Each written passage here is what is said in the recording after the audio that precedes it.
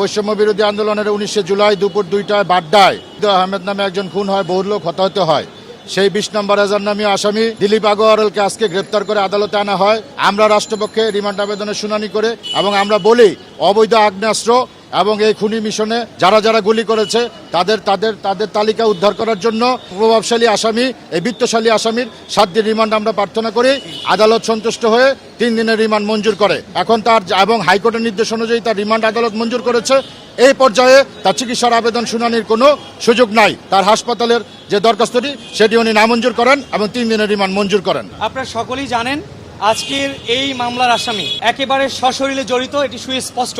এই আসামির ব্যাপারে আসামি পক্ষের আইনজীবীরা বলার চেষ্টা করেছেন এই স্বৈরাচারের দোসর শেখ হাসিনার যে নির্দেশ সেটির কারণে এই দিলীপ আগরওয়াল বাংলাদেশে অবৈধ বিভিন্ন ব্যবসা এবং সরকারের যোগ সাজস করে আজকের যে সাউন্ড গ্রেনেড, যে রাবার বুলেট, ডেট এক্সপায়ার ছাড়া টিয়ার শেল নিয়ে আসার যে অন্যতম শরিক, তিনিও আজকে এই মামলার একজন এই 20 নম্বর এজাহারনামী আসামি। শত শত হাজার হাজার গ্রেনেড ছোড়া হয়েছে, অসংখ্য মানুষের বুকে গুলি ছোড়া হয়েছে। দোষরদের পৃষ্ঠপোষকতায় এই ধরনের ভূমিকা রেখেছেন। এর জন্য ওনার এই রিমান্ডটা এই সময় অত্যন্ত জরুরি।